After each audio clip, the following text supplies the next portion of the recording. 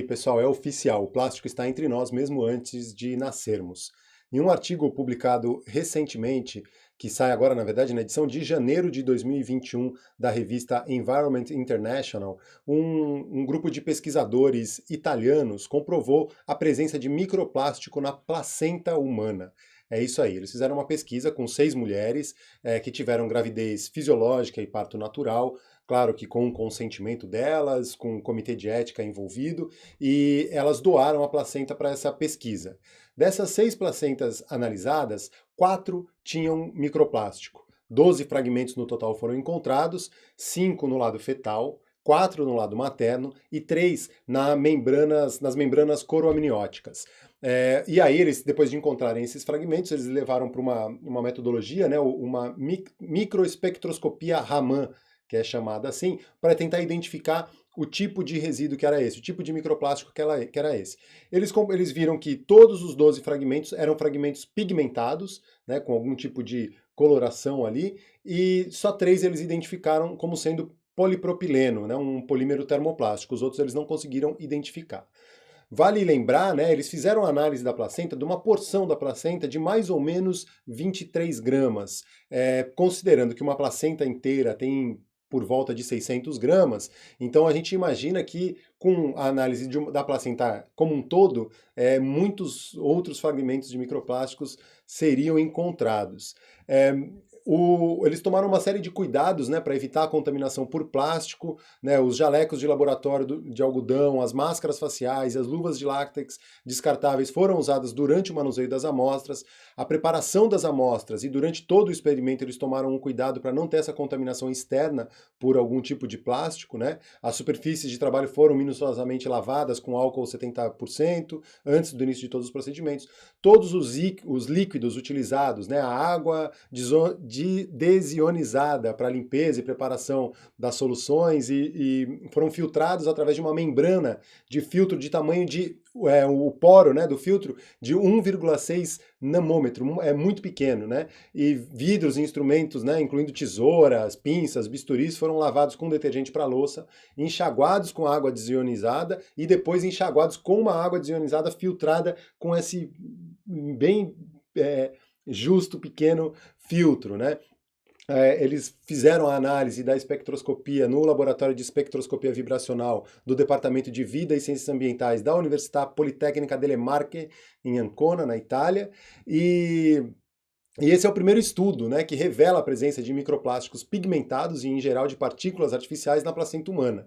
A presença de pigmentos, né, em todos os microplásticos analisados é explicada pelo amplo uso desses compostos para colorir não só produtos plásticos, mas também tintas e revestimentos, né, que são tão onipresentes quanto os microplásticos.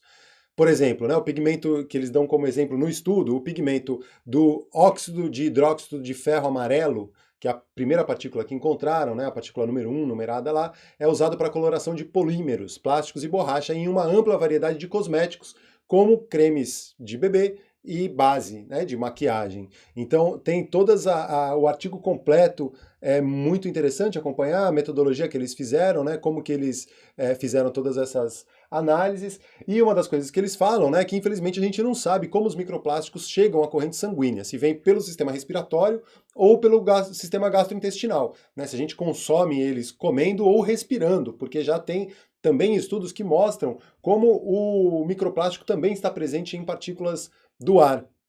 E aí eles mostram as possíveis, no estudo eles mostram um gráfico, né, um diagrama com as possíveis vias de entrada, mostrando tanto pelo sistema gastrointestinal quanto pelas vias aéreas superiores, vias aéreas inferiores. Eles mostram ali uma ideia de como que esse microplástico pode chegar ao nosso sistema circulatório, né? E aí a presença dos microplásticos no tecido placentário requer uma consideração do mecanismo imunológico, né, de autotolerância. A placenta representa aí, são na conclusão deles ali, né, eles fazem uma análise um pouco que a placenta representa a interface entre o feto e o ambiente. E aí embriões e fetos devem se adaptar continuamente ao ambiente materno e indiretamente ao externo, por meio de uma série de respostas complexas. Uma parte importante dessa série de respostas consiste na capacidade de diferenciar e o que é eu, né, o que é a pessoa e o que não é eu, como eles dizem aqui. E aí o mecanismo pode ser perturbado pela presença de microplástico. Na verdade, é relatado que uma vez presentes no corpo humano, os microplásticos podem acumular e exercer toxicidade localizada, induzindo e ou aumentando as respostas imunológicas e, portanto, reduzindo potencialmente os mecanismos de defesa contra patógenos e alterando a utilização dos estoques de energia. Esses são alguns dos riscos que a gente sabe do microplástico na presença, né, na circulação e no corpo humano. E esse estudo mostra como o microplástico chegou à placenta, né? Tá? A placenta do ser humano, depois de um parto, coletaram ali e viram que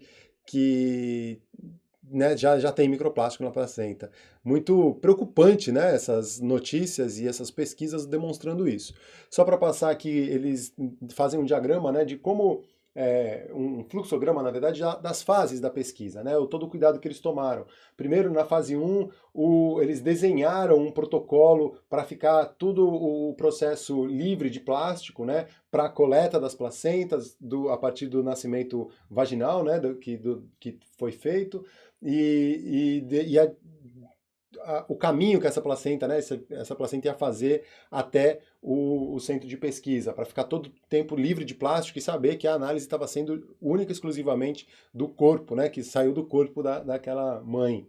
Na fase 2, eles, com um protocolo definido, eles encontraram, né, as voluntárias e fizeram todo o processo ali, né, com todos os critérios para identificar qual seria o perfil ideal para essa pesquisa e, ao mesmo tempo, elas fazendo o termo de consentimento e tudo mais. E aí, numa fase 3, a coleta das placentas para o corte da seção, né, da porção que fizeram a análise e o armazenamento em menos 20 graus Celsius. Na fase 4, eles fazem a análise de cada uma das porções, com a filtração, a detecção da caracterização do microplástico ali, né? A detecção e a caracterização do microplástico. E aí, na última fase, a microespectroscopia Raman para fazer essa análise dos microplásticos detectados, para tentar identificar, né, de acordo com a base de dados Raman, que é essa metodologia, eles identificarem que tipo de microplásticos era esse, que tipo de pigmentos que tinham ali. Então, esse é o estudo, muito interessante, está lá no site do Projeto Verdemar, no projetoverdemar.com, tem o link para o arquivo completo, né, o artigo inteiro, que saiu aí, vai sair na edição de janeiro da Environment International. Beleza? Esse é o recado de hoje, com uma nova pesquisa sendo divulgada, publicada, falando sobre microplásticos no corpo humano. Valeu? Para quem ainda não fez, inscreva-se no canal, dá aquele joinha, ativa a notificação e a gente tem a campanha de financiamento coletivo para que a gente siga produzindo conteúdo aqui, tanto no Apoia-se, no apoia.se/verdemar, o link está aqui embaixo, ou no botãozinho Seja Membro, aqui do YouTube, que você pode ser membro e receber alguns vídeos antecipadamente, algum conteúdo exclusivo e fazer parte desse nosso clube de canais da Cumulus TV com o programa Verdemar. Beleza? Até mais.